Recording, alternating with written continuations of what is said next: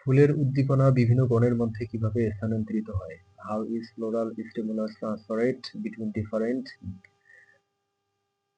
genera? ফুলের উদ্দীপনা বিভিন্ন গণের মধ্যে প্রধানত কলম প্রক্রিয়ার মাধ্যমে স্থানান্তরিত হয়। Floral stimulus is mainly transferred between different genera through the grafting process.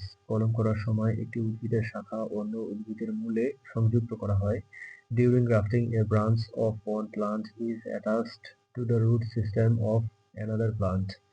যদি প্রথম উদ্ভিদ ফুল ফোটার উদ্দীপনা তৈরি করে তবে সেই উদ্দীপনা দ্বিতীয় উদ্ভিদে স্থানান্তরিত হতে পারে।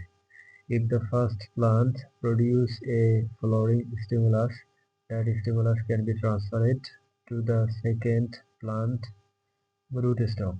এই উদ্দীপনা ফ্লোরিজেন নামক হরমোন দ্বারা বাহিত হয় যা কলমের মাধ্যমে এক উদ্ভিদ থেকে অন্য উদ্ভিদে প্রবাহিত হতে পারে।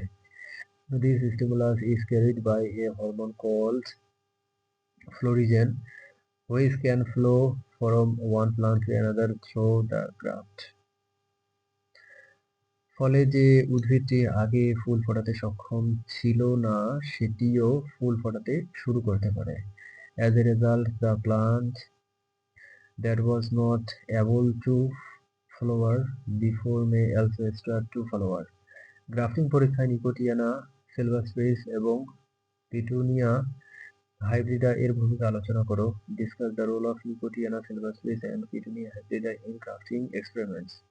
গ্রাফটিং পরীক্ষায় নিকোটিয়ানা সিলভাস্ট্রিস এবং পিটুনিয়া হাইব্রিডা দুটি ভিন্ন ভূমিকা পালন করে।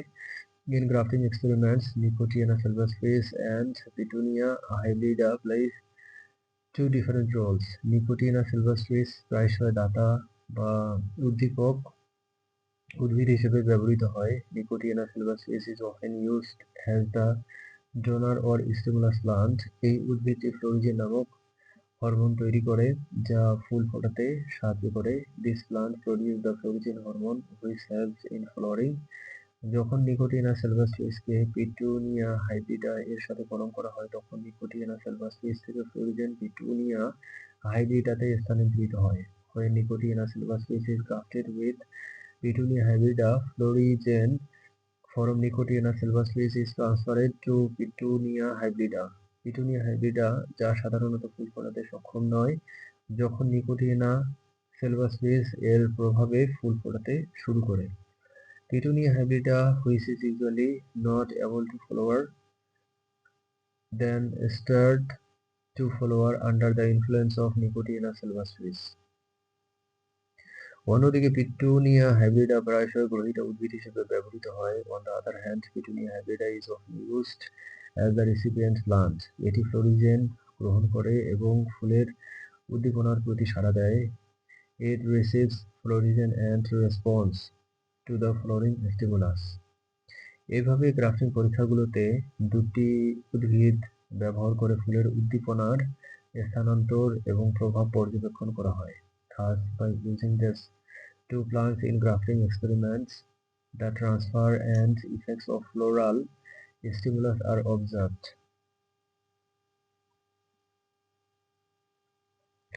বায়োকেমিক্যাল সংকেত ফুল ধারণে কিভাবে জড়িত?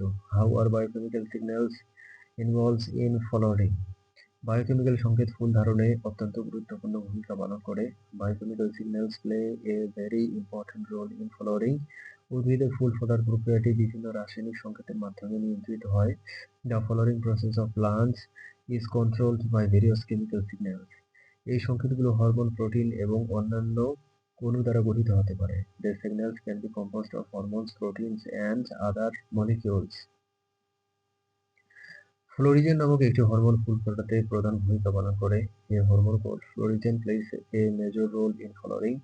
এটি পাতা থেকে উৎপন্ন হয় এবং কাণ্ডের অগ্রভাগে গিয়ে ফুল ফোটাতে উৎসাহিত করে।